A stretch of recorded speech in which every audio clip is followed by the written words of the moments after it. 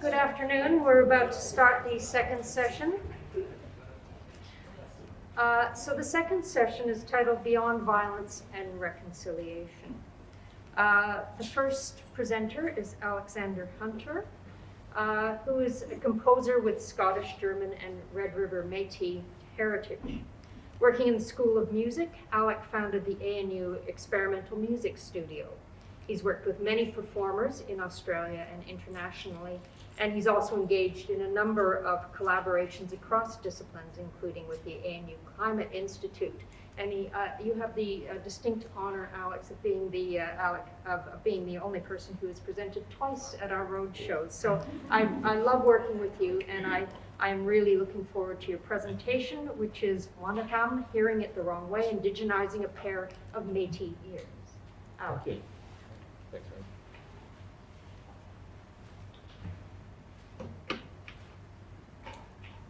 Let's see if all this works.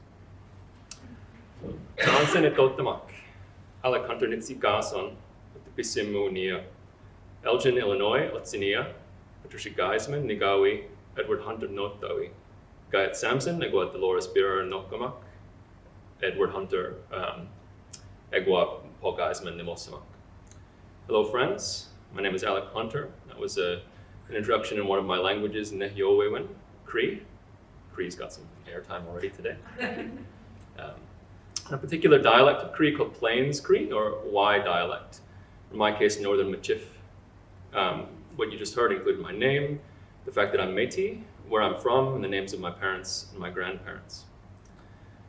In reclaiming our languages, and great to hear so much language today, we voice our respect for our relations, celebrate our elders and knowledge keepers of all species for sustaining these connections and knowledges throughout the generations.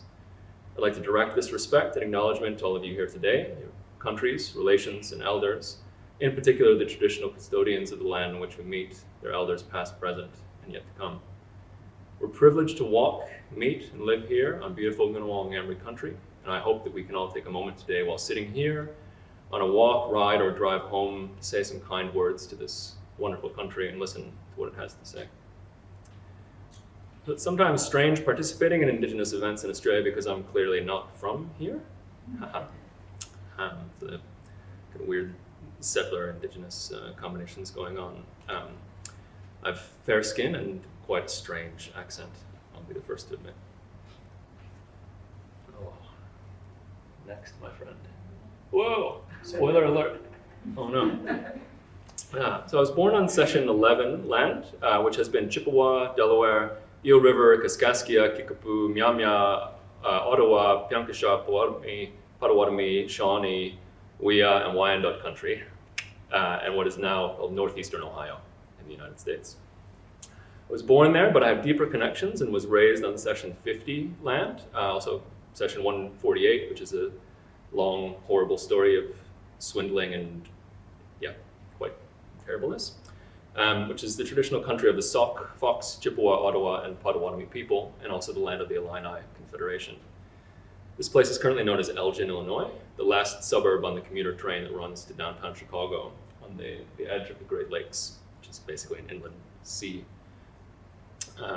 I grew up on what is currently called the Fox River, around flat water, river turtles, fish, and birds, and continue to have a deep connection with canoes and kayaks in my adopted home near what is now called Mount Ainslie.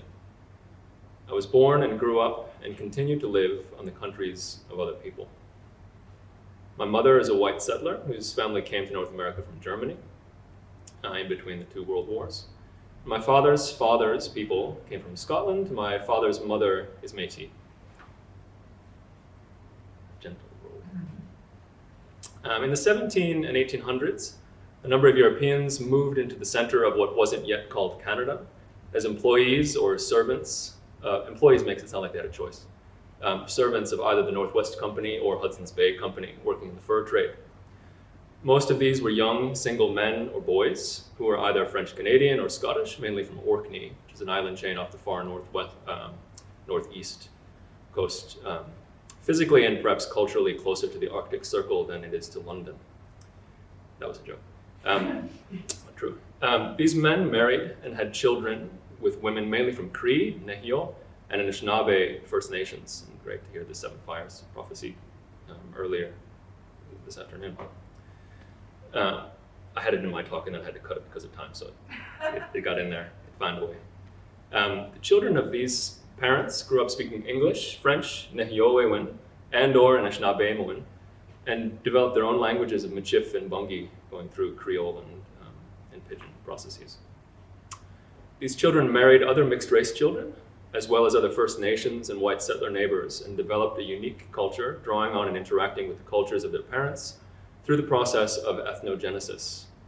This means that we are indigenous to what is now called Canada and the United States, but are not technically called First Nations, as we did not participate as a nation in treaty with either of these settler colonial governments. So the terminology is a bit more complex in Canada. In my own case, my first Métis ancestor is Margaret Nistitio Bat, who was born in 1757, whose father, Isaac, was an English fur trader, and her mother was a Cree woman whose name is simply recorded as Sarah, which is pretty much the only record we have of her, which is a Christian name given to her by her husband when she was baptized and married, which usually happened on the same day. Yeah. Margaret, their daughter, was born somewhere around the fur trading port of York Factory in what is now Wapusk National Park, which is the Cree word for polar bear, which is where polar bears live. So she moved with her husband, James Spence, who was a fur trader born in Orkney, who was recruited when he was 15. There were height requirements, so they took a bunch of boys from Orkney to fill the ranks. And they moved to the Métis hub of Red River, where they settled. A topic of much pain and ongoing research is this fact that I was just alluding to, that nearly all of our records of these early days were written by and about men, with next to no information about our grandmothers. During the 1800s, life was exceptionally difficult for the Métis in Red River, and many families, particularly ones who could speak English and had fair skin, left the homeland and assimilated into settler society. I have ancestors who were in Red River during the Resistance and the Reign of Terror, when there was an open agenda of extermination of the Métis by the Canadian government. Stories and years of extreme violence and discrimination are horrific, quite humbling. But I try to be careful and aim to be respectful of my relatives who have more direct experiences of racism and colonial trauma than I do. Many people did not or could not hide. Many people have been and continue to be discriminated against, murdered, abused, taken from their families. The years and years of unthinkable acts of genocide are astounding and ongoing. I recognize how unthinkably hard life has been and continues to be for many of my relatives.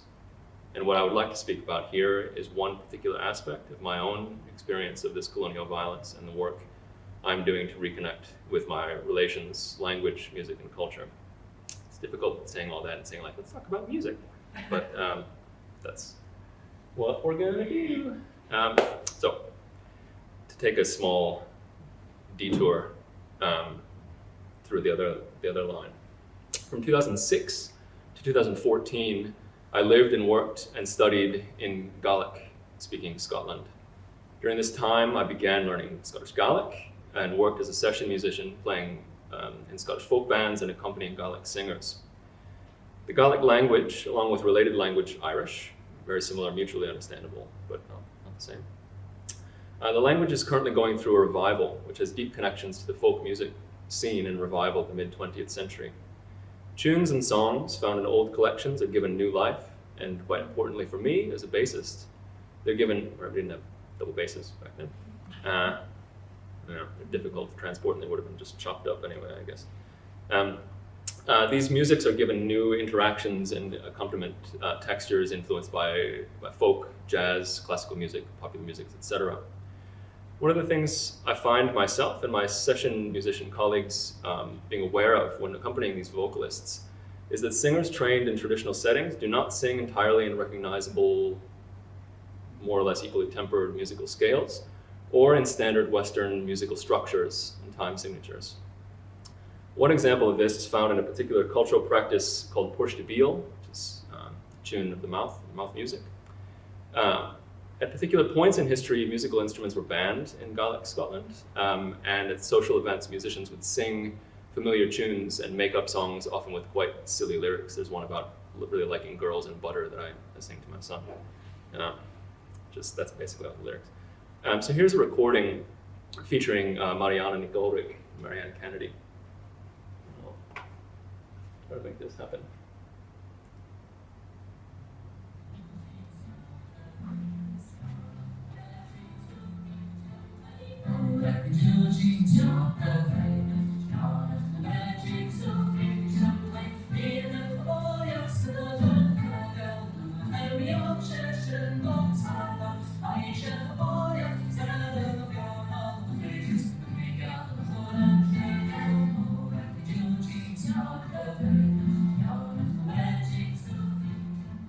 Graceful fade out. So, based on the music of bagpipes, one thing you might have noticed is that there isn't time to breathe. Scottish bagpipes are incapable of stopping the sound between notes. So contemporary vocalists working with accompaniment, as you just saw, guitar, piano, accordion, etc., often need to leave out a word or a note when they need to breathe in order to keep the regular beat and meter going. In older recordings of unaccompanied singers, they do not take a note or a word out to keep the meter, but the meter stretches and adapts to the breath they need to take, prioritizing the song itself. To our contemporary ears and through our contemporary musical training, this is something that needs to be kind of trained out of Scottish traditional vocalists. They need to learn how to break the music in order to play with other musicians. Here's a recording in which this is hopefully and quite painfully, I'd say, obvious. You can see the difference and the tension between the older singer, Mari Nikiguing, or Mary Scott, who is less used to working with a band and a steady beat, and the younger ones who have learned to bend the vocal part to keep the beat. Julie Fowlis, one of my teachers in particular, is clearly tapping her leg quite aggressively to try to keep everyone playing together.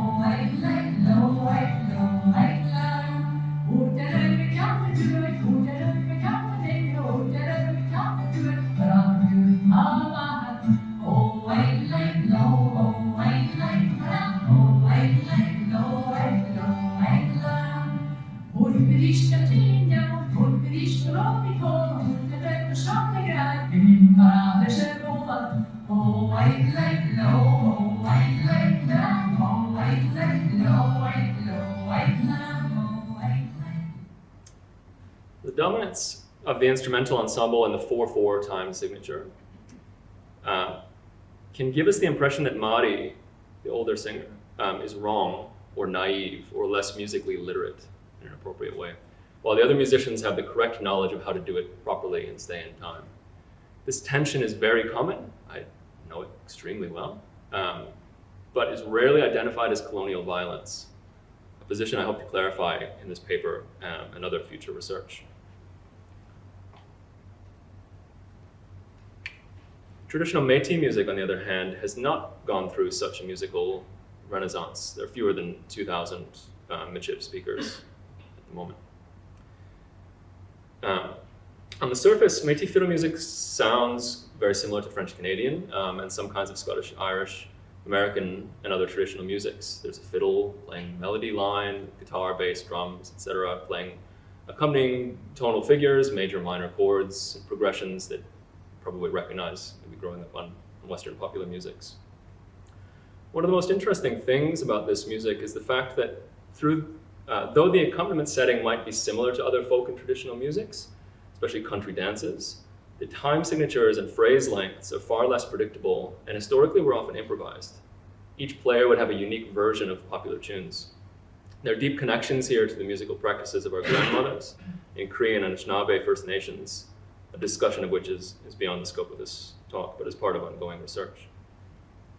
Métis fiddle players have maintained their unique phrase lengths to this day, and the band comes to them, playing in time signatures that are difficult for white musicians to follow, particularly if you don't know the tune or the dance. I would say probably impossible rather than difficult. So here's an example of Métis fiddle great John Arcan playing the iconic Red River jig. If you'd like to try to keep time, you're welcome to the challenge.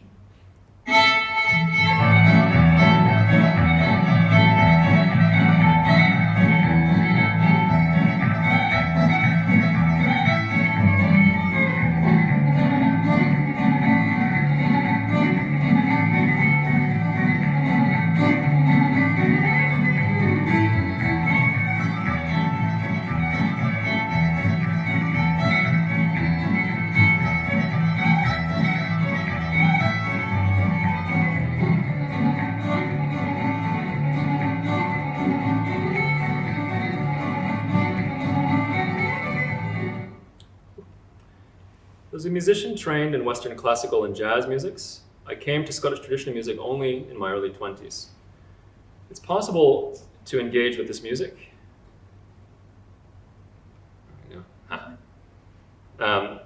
without engaging in the cultural context.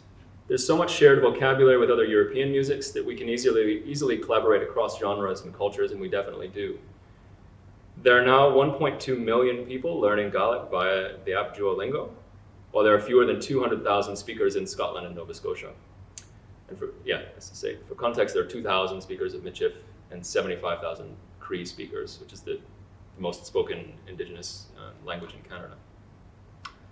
While I have no doubt that all the learners in the US and elsewhere in the diaspora have great intentions and perhaps limited access to the Gaeltacht, you can only get so deep into culture and language through this app. I'm sure it works well enough for French, Spanish, and English, where often the goal is communication, rather than cultural participation, reclamation, and revival. And here it falls short. We need to be there, on country, smell peat fires and hear the songs, and go to weekend ceilidh houses and pub sessions and drive on horrible single-track roads. We need to learn from knowledge keepers, learn the songs and the poetry while looking at and being with the mountains they describe. As all of us here know, Indigenous landscapes and musics are not detachable from country, and context and cosmology and relationships. And in Cree, there's a concept called Wakotowin, which is very similar to what we've been talking about already, or Bimadzwin and Anishinaabe. A term which has a deep and complex meaning, describing the Cree worldview, how all things are determined and defined by relationships. The universe is a complex web of relationships. So while learning a language via an app without developing relationships is possible, as is learning melodies and songs, it misses something important. There was a movement a couple of years ago to add Cree to Duolingo, but that was squashed by the community for a number of reasons. There's no standard dialect, and also what I was just discussing. And just a little bit more.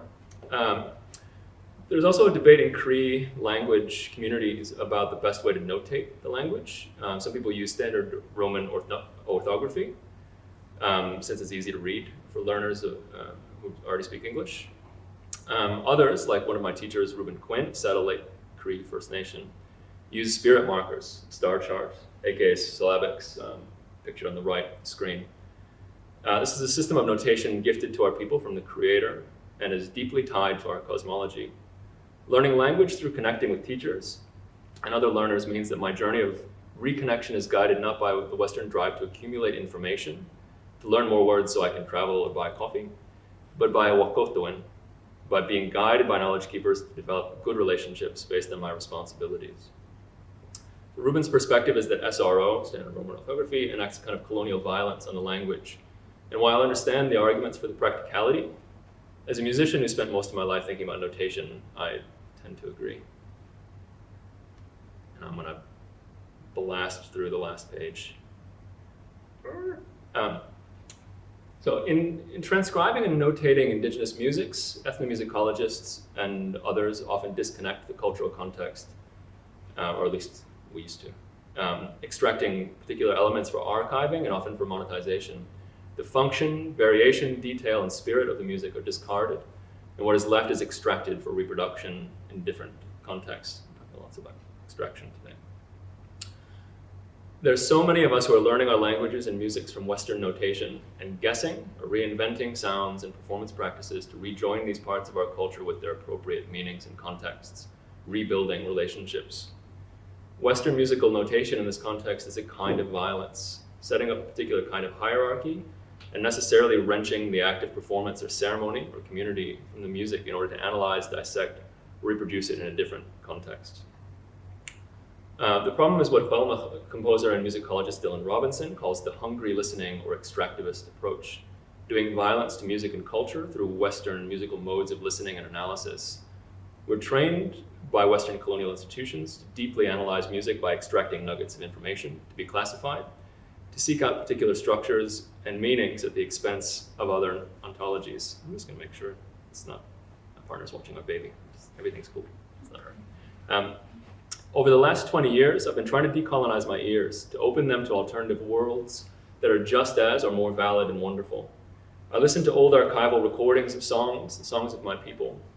And while I feel longing and joy and pride in all of the deep and complex things those of us with these connections experience when interacting with our cultural practices, I also hear rhythms and voices that aren't tuned in the way my ears know.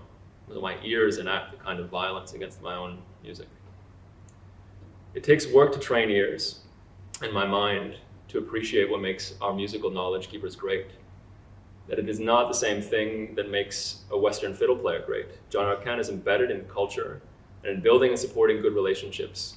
His reputation for greatness is not limited to his command over the fiddle, I should say relationship with the fiddle, but includes his knowledge of language, history, dances, country, and his work teaching younger generations.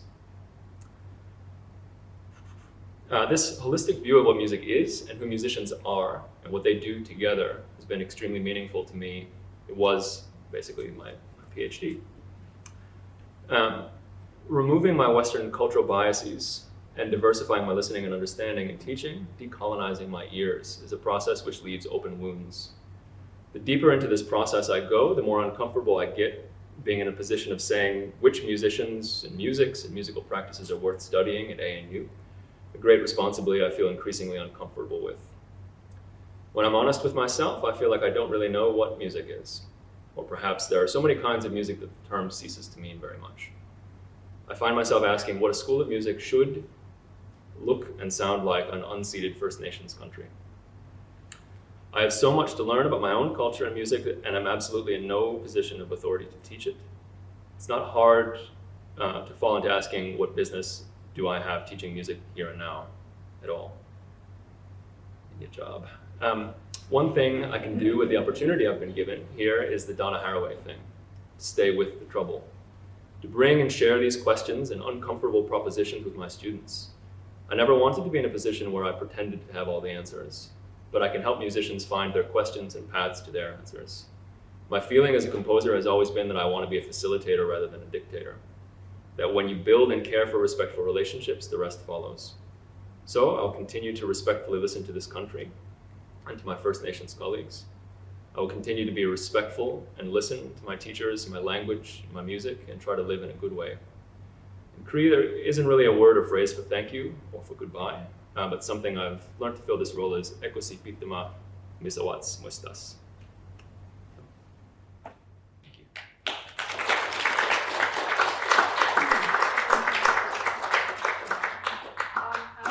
Can you just stay for a couple of questions, please? We'll have questions for Alec now as we're just setting up the next session.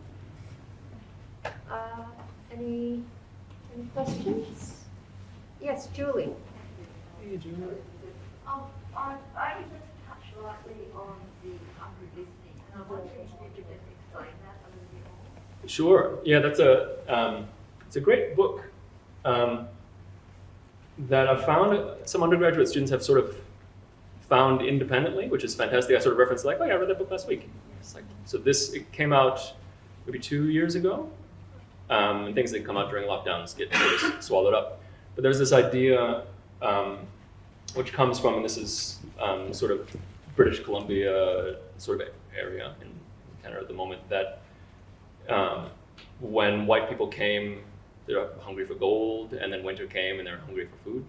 So there's always this kind of pulling stuff out of the land, and this idea that when we do music theory, the theories that we were taught, we're pulling things out of the music to study. And musicology has moved a long way and is moving on a good trajectory. I think we'd all agree. But there's still this idea that in order to study something, you have a framework and you pull it out. This is the chord progression.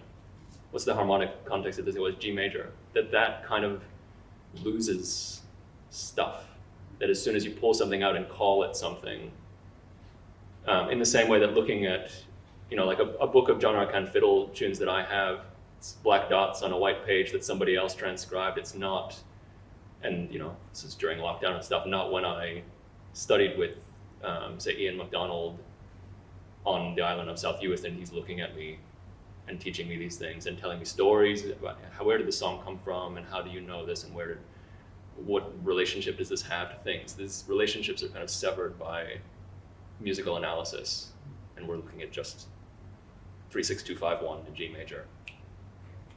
Yeah, it's a super interesting book, I think. There's another question at the back. Thank you so much, Dr. Hunter. I found your presentation so fascinating. When we were talking about decolonizing my ears, it reminded me of Linda Whitesmith's Indigenous mythologies and the importance of decolonizing mythologies. And I just wanted to hear your thoughts about, the teaching, or in the process of wanting to teach music from a decolonial lens. And in the process of trying to decolonize your own ears and becoming more attuned and training your ears and mind to, I guess, be more connected to the cosmologies and the languages and the culture of traditional music. How can you see that evolving, I guess, over time in a musical educational sector that kind of limits that? Sorry. Yeah, the short answer is that it's really hard. Yeah. And I think that kind of being open about my own educational journey, and Right.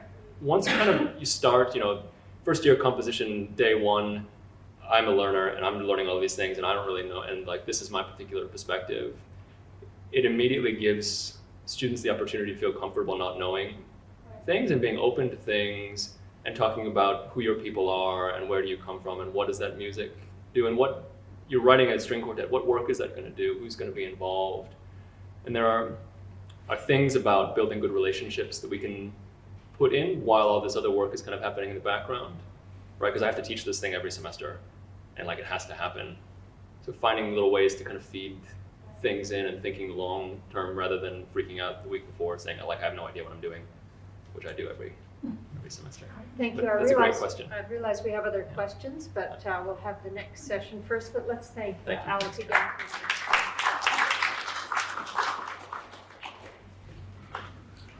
Our next session looks at more recent legacies of violence and activism that is conducted through expert knowledge. So this In Conversation session explores the ways in which women in different provinces of Papua New Guinea navigate cultural violence to participate in the political sphere through their spoken words, their actions, their subtle nudges of influence, but also the consequences of not following cultural notions of respect.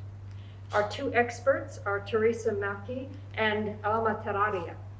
THERESA is a Pacific Research Fellow in the Department of Pacific Affairs, Coral Bell School of Asia Pacific Affairs, and her research focuses on women's presence and vote share in Papua New Guinea's election history. ALMAH is a PhD student with the Department of Pacific Affairs. She has recently submitted her PhD, and her thesis focuses on women's influence in local level decision making in New Ireland and PNG. We also have as our interlocutor Sonia Palmieri. a member of the Coral Bell School who has contributed to international policy development on women's political participation in UN Women's Headquarters in New York. She has also worked as a development practitioner engaged with current and aspiring women in politics in Africa, Asia, the Caribbean, and most prominently, the Pacific. So I'll leave it over to you. Thank you. Thank you very much, Carolyn. Thank you very much for creating a platform in which we can privilege Pacific voices. I'm certainly very grateful to you, and thank you very much to those who've come along to join us. I will say that I think all three of us, despite the fact that we managed to align our choices of dress, done unintentionally, are actually very nervous, so please bear with us as we stumble through this 20-minute conversation. We wanted to share the incredible research that both THERESA and ALMAH have done over the last few years through the Department of Pacific Affairs, but to bring a lens which perhaps has been implied in their research, but that this roadshow has really been able to showcase potentially a little bit more, and that is the lens of cultural violence and its impact in women's political participation in PNG. So I wanted to ask both of you really to share a little bit more about your research in the first instance, and to think about and maybe explain, for those who haven't had the privilege of understanding in greater depth because they're your supervisor, what it is that you looked at and how you did that research. And I'd really like you to place yourselves in that, how you went out and did your research. Maybe we'll start with THERESA first. Okay. Hi everyone. Avinun, that's good afternoon in Pakisin. So I decided to look at how women campaign at the national level in PNG politics. It came after I attended this forum, this Women's Forum in 2015. And at that time we had they just sort of rejected the attempt to introduce 22 reserve seats into Papua New Guinea. So at the moment we have 0 women politicians and we have no temporary special measure. And at that time there were 2 women in Parliament who were part of the panel in front, and the tone of their speeches was very motivational, like you can do it, just keep trying. So they didn't really talk about the environment that they campaigned in. And if you know anything about PNG politics, it's very there's one of those things that you have to observe. It has to be on your bucket list. It's like this, it's crazy. There's a lot of fanfare, but there's also a lot of violence and a lot of disenfranchised voters, especially women. So it's a hard space to participate in. So what those 2 women candidates, women politicians talked about, they didn't really get much into the details of how they got into parliament despite the difficult environment. They just focused on the good things of getting in there and being a champion. So I wanted to investigate how do you campaign in such an environment. And to do that, I had to find a woman who was willing to let me just tag along with her, follow her everywhere and ask annoying questions and interrupt every time. And I found one lady in Oro province, so that is where the Kokoda track is located. So it's only 30 minutes from the capital, Port Moresby there. It's very hot, but it was small enough for me to stay there for almost a year and follow political activities as they unfolded. So that was what I did between 2016 and 2017. And Alma, you have a similar story in that you were placed in the field. You chose to be in the field, but you didn't go back to your home province. Where did you go? Thank you to mas, Sonia, thank you to mas, Professor Strange, na o Catalano sa Digo Pas, you may sit down on ground to another plan, I mean like Ruxar. So acknowledging the people whose land we meet and are here to talk story. So I am a Mumbai woman, so if you know anything about PNG, it's the very northeastern tip of the island of New Guinea. But I chose to go and live amongst the people of New Island, particularly the Mandak of New Island province, and I lived up in the mountains of central New Island.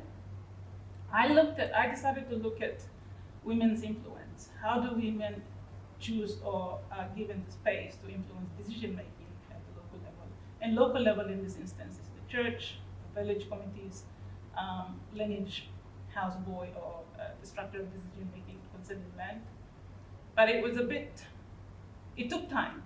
It wasn't as easy as choosing people and going to live amongst them and learn about their ways. I needed to stop and just watch and listen and learn a little bit. And it's very hard when you're an activist. I'm a lawyer. I was trained as a lawyer. I was an advocate for women's rights before I took this research. So it's that learning all over again to shut up and listen. And I think a lot of you here know about that, and you've been sort of implying that in a way. We need to listen a little bit more. And so part of the learning for me, and part of the learning in terms of this research, was sitting back, observing, learning a bit more, and allowing people to tell me their stories.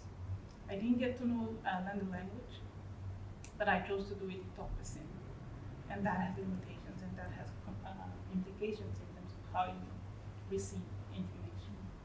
And so those are all the things that I'm trying to understand, but I've already done my thesis, but it's a learning thing, and I'm hoping to be able to engage more in terms of talking about my research. I looked at women's influence in the sense of who they are, why are they allowed a certain space, why are some people not allowed? And I started off by saying I'm a Milne Bay woman. I went to live in New Orleans. Those things matter. If you're from a certain place, how do you get to be part of a community? And so part of my research also looked at who's an outsider, who's an insider. And I allowed the women to tell me their stories. Why are some people insiders, even though they all come from the same place, they speak the same language, they observe the same passing or culture or ways of place. And I allowed that to inform how my thesis was going to be shaped. So I look at how not just women seeing themselves as insiders, outsiders, but also other people seeing their place, their position, and that playing into some way, somewhat, how they get to be an influential person in whatever space they choose to be. Thank you. Thank you. So we said before that we brought a new lens, this lens of cultural violence. I should confess that I may have sprung that on THERESA and ALMAH. And now I'm going to be really mean and ask them to define cultural violence, this kind of imposed concept for the purposes of this discussion, but which I know you both have thought about since I made you do this. Alma, I might start with you on this one. Although I think THERESA actually did some research and found an actual definition. But Alma, what do you understand by this idea of cultural violence, and how do you think it differs from other kinds of violence which we know permeate? I mean, there are some quite horrific statistics about violence in PNG. Yeah, and I think, thank you, Sonia. I feel like I have to call it SP. That's fine. And Sonia's my supervisor. She and I talked a lot about my thesis, and so she has a better idea also, as well as asking me questions to talk a little bit more. But for me, the idea of cultural violence is not as easy as me saying, if you are subjected to violence in the sense of physical violence, it's easy to see, perhaps. But because I was looking at what do women understand, what do men and women understand about their place and position and status, and in a particular setting to be able to be part of something. So when I asked the women, why are you able to be the person who gets up to speak in a public setting? And why is this person not able to do the same, but sits back and observes and listens and does the work in terms of labor? So I had to look at, first of all, how do men and women understand their position and place? What are some of the rules? What are some of, norms? But when I was asking questions, people kept talking about passing. And for me, I started to think maybe passing is about culture, ways of doing things, ways of relating to other people, ways of relating to place. ways of relating to houseboy, the structure of decision making in New Ireland. And so that's where it came to be me trying to understand. Perhaps it's not all about strengthening and giving people space, but it's also about controlling and guiding and perhaps holding back a little bit.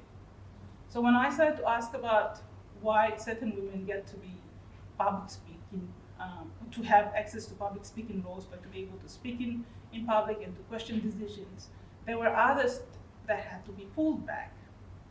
And so I started looking at why, and that's where cultural ideas about who has the right to speak, who has the right to be able to stand in public, who has the right to be able to do a lot of things in the background, started to form this idea that perhaps culture is not all guiding and sort of making us understand the place, but it's also about controlling and holding back certain people because it has consequences.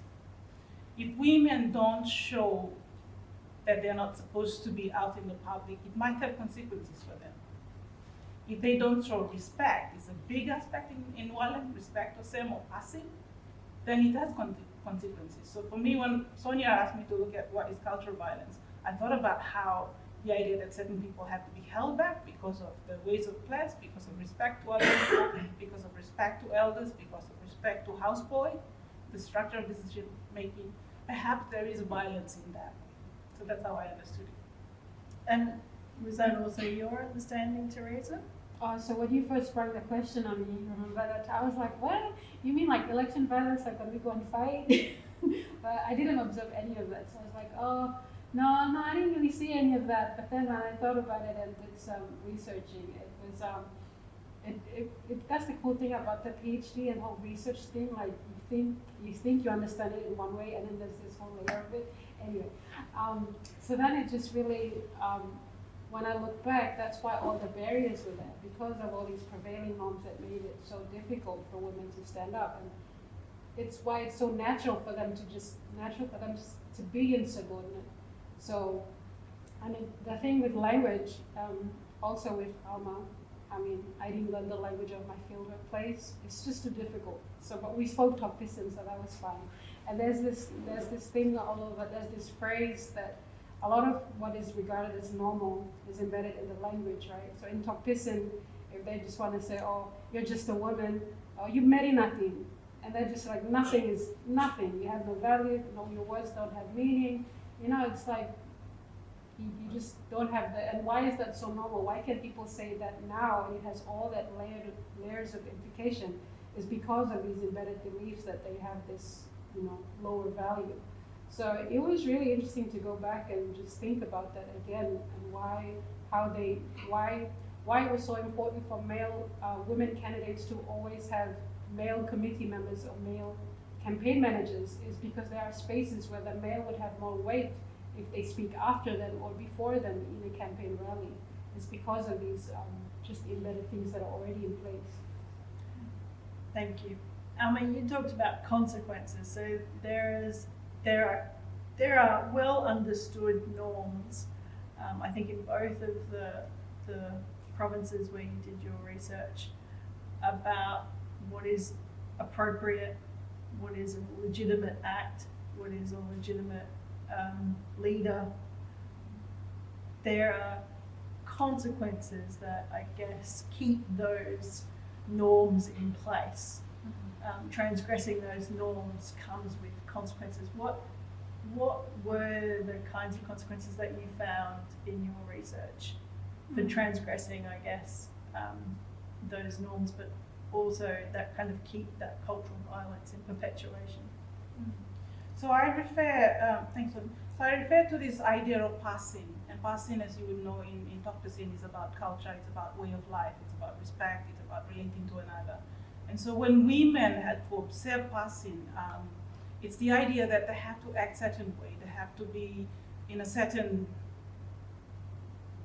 way, but also they have to act, to carry themselves in a certain sort of comportment, or however you say. So the idea that if a woman didn't observe all those rules, she brought shame, or she would bring shame, not just to her household, so husband, if she has her husband, but her parents, her father mainly, and her line. So that idea, in a way, either allows women to, with that knowledge, act in certain ways or not act at all. And so when I was asking women about, why a certain woman would be able to speak in public and another would not, in the public space, and another would not and hold back, it's that sort of women already censure themselves because of the idea that if I say something wrongly, or if I conduct myself in a way that's not acceptable to my people and my line, my male kin, that's bringing bad name, that's bringing shame to my house line or to my people. So for me, when I consider the idea of consequences, it's that it's not physical, but it's still a big thing when you live in a society such as New Orleans, where I live, or in a society such as the Mandak, where Mandak-speaking people of Central New Orleans, where we live and work. So respect is a big thing, and to be able to conduct yourself in such a way that you do not bring shame is a big thing. So it's all that, plus I think knowing how to carry yourself as a woman in acceptable eyes of the general public. And again, it's not just society, but cultural ideas about how a woman should act, but it's also other ideas that are coming. So where I live and work is also a very much church sort of guided. People are very strong about their faith and about the ideas of what a good person ought to be like and how a woman ought to conduct herself in public. So all those rules work towards women's place, but they also have consequences. So I'll give an example within the church. If a woman didn't conduct herself in an acceptable manner, she was told to go off the public role. She would not act as a leader in that particular setting. She had to be taken out and told to go and rest or given them a lot of time. So those type of things, to me, in a way, are consequences if women do not follow norms and ideas about how to be a proper and appropriate person. Sadly, we've been given a wrap up, but I want to leave the conversation on a more positive note, if we can. And perhaps if I could ask Theresa, what are ways in which women have been able to navigate these norms of violence that leave women in a position where they can have some agency? Perhaps you've got some examples from your research. Well, for my case, I see that with campaign rallies, when I observe and go stand and watch, it's usually like the women candidate, someone introduces the program, she goes and talks, and then the last person to close it off is always a male person. So it's like, because it's a male-dominated space, women have to work within the structures that exist already there. And every time if they were to do things outside of what's expected of them, it causes friction. So it's because it's so entrenched, it's a very hard space to come out and just go for, you can't even just seek women voters to vote for them, because people vote in families. They follow the head of the family, which is the male. So how I've seen the women candidates work is they just work through the male networks.